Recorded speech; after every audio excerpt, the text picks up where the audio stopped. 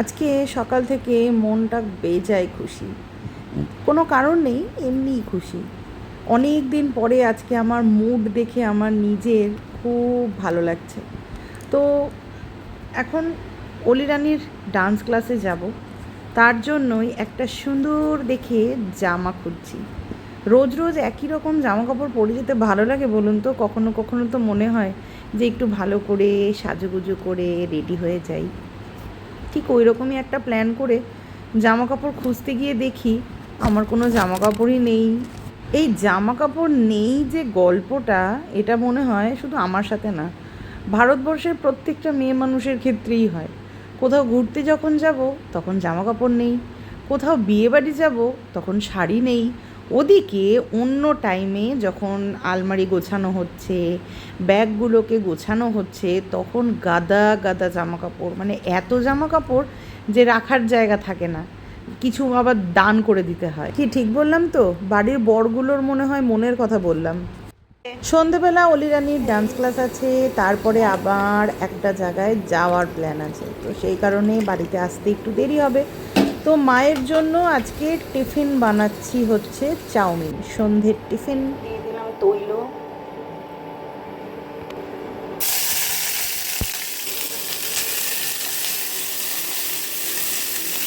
এগুলো একদম ভাজা ভাজা হয়ে যাবে, কারণ মা খাবে, মার যেহেতু দাঁত নেই ওই জন্য একদম ভাজা ভাজা করতে হবে।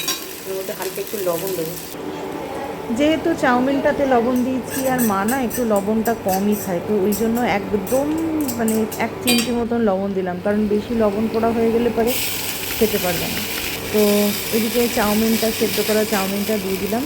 আর মা একদমই কোনো মশলাই খায় না, শুধু জাস্ট হলুদ আর লবণ ছাড়া, জিরের গুঁড়োও খায় না, ধনে গুঁড়োও খায় না, আর সস তো খায়ই না, তো ওই জন্য একদম সাদামাটা চাউমিন খেলাম। Okay, hello everyone, good afternoon, welcome back to my channel.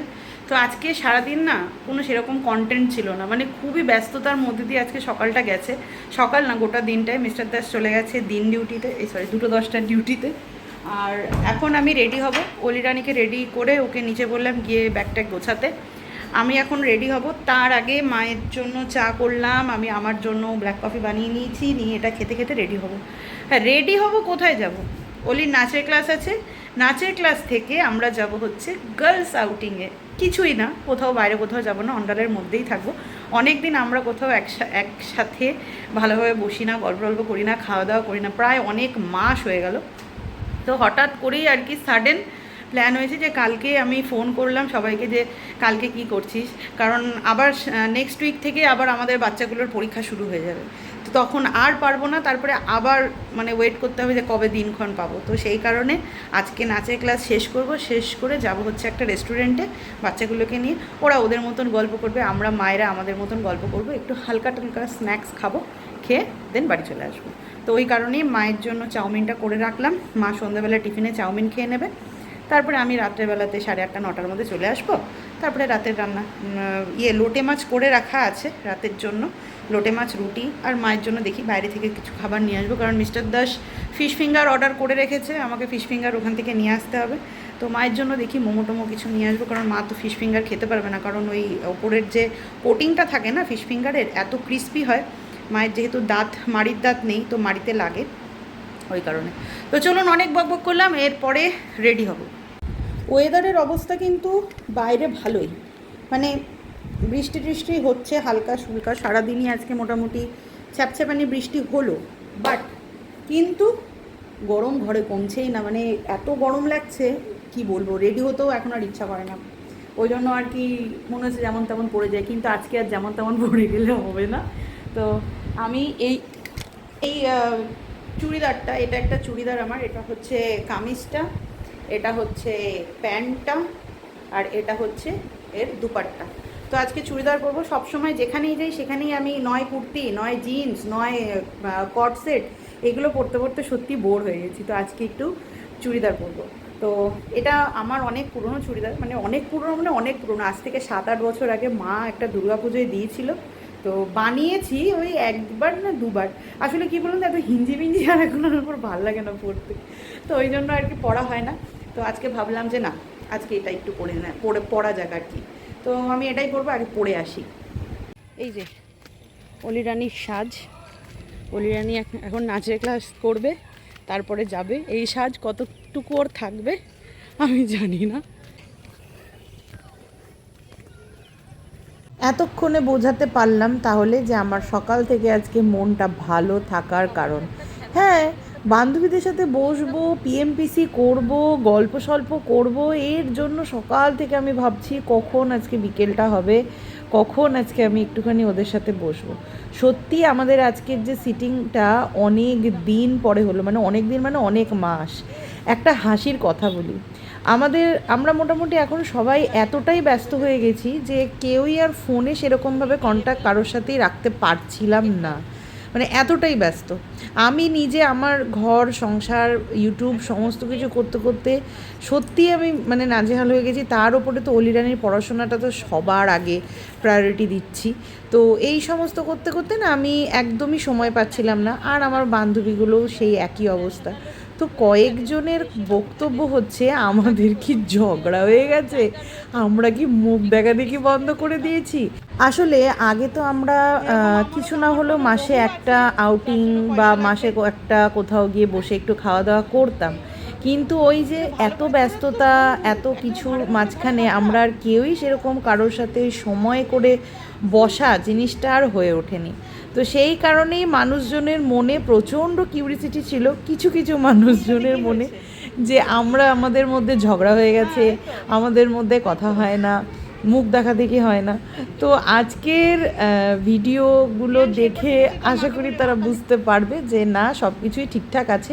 আসলে লাইফের সমস্ত কিছু কিন্তু কখনোই একরকমভাবে যায় না, এটা বুঝতে হবে। সময়ের সাথে সাথে সব কিছুর পরিবর্তন হয়। আগে যেগুলো আমাদের কাছে খুব ইজি ছিল, এখন সেগুলো আমাদের কাছে খুবই কঠিন। মানে আমরা অন্ডালে থেকেই এমন হয়ে গেছে যে দেখা হয় না।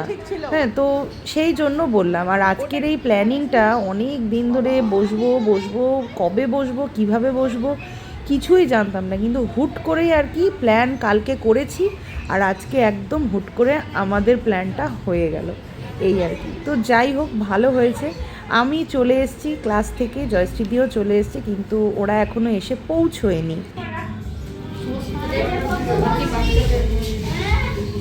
আবার কি রে?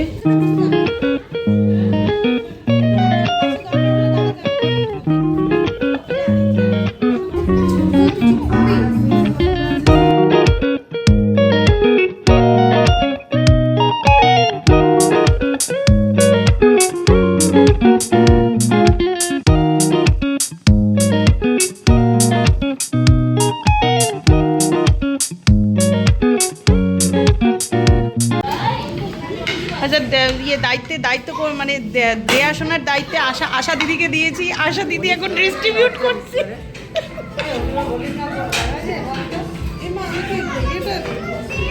আশা দিদি ডিস্ট্রিবিউট করছে। এই আমাকে দিস না বেশি, রাখিকে দে,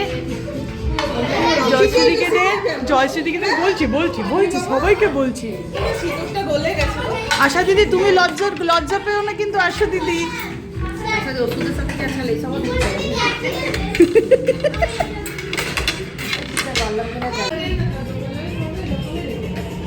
এদিকে তাকা তো, একটা ফটো তুলি।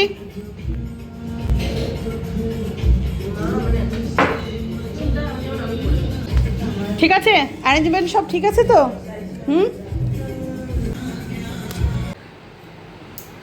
ওকে, বাড়িতে এসে মাথায় একটুখানি চুব্বা করে তেল দিয়েছি। আমি এমন তেল দিয়েছি দেখুন, এই মাথা গড়িয়ে পড়ছে। তেল দিয়ে মাকে খেতে দিলাম। আর আজকে ওই লোটে মাছ করেছিলাম দুপুরবেলাতে, লোটে মাছ আর রুটি দিলাম, লোটে মাছের ঝুড়ো আর হচ্ছে রুটি আর কি। মা তো বাইরের খাবে না। আর আমি আসার সময় মিস্টার দাসের জন্য একটু মাশরুম নিয়ে এলাম, মাশরুম কারি, আর রুটি করলাম ওর জন্য। ওকে বলেছিলাম নান খাবে কি না। অ্যাকচুয়ালি আমি ঘর ঢুকলাম 9টা, তো ও এখন জাস্ট অফিস থেকে বেরোলো, এখন ঘড়িতে 11:15 বাজে। তো এতক্ষণে নান খেলে ওটা সেই চামড়া হয়ে যেত। একদিকে ভালো হয়েছে, তো মাশরুমটাকে একটু গরম করে দিলাম আর গরম গরম রুটি বানালাম। এই জাস্ট ও ঢুকে যাবে, একটু পরেই আমি চুল বেঁধে শুয়ে পড়ি। আর প্রচণ্ড টায়ার্ড লাগছে, একদম ভালো লাগছে না। আজকে সারাদিনে সেরকম সরি, আজকে সকাল থেকে প্রচুর খাটনি হয়েছে, ওই কারণে আজকে সত্যি শরীরটা ফেলে দিয়েছে। তবে হ্যাঁ, কালকে ছুটি আছে, এটাই একটা নিশ্চিন্ত। কালকে সোমবার, কালকে 6 মে, শ্যামাপ্রসাদ টাইটেলটা ভুলে গেছি।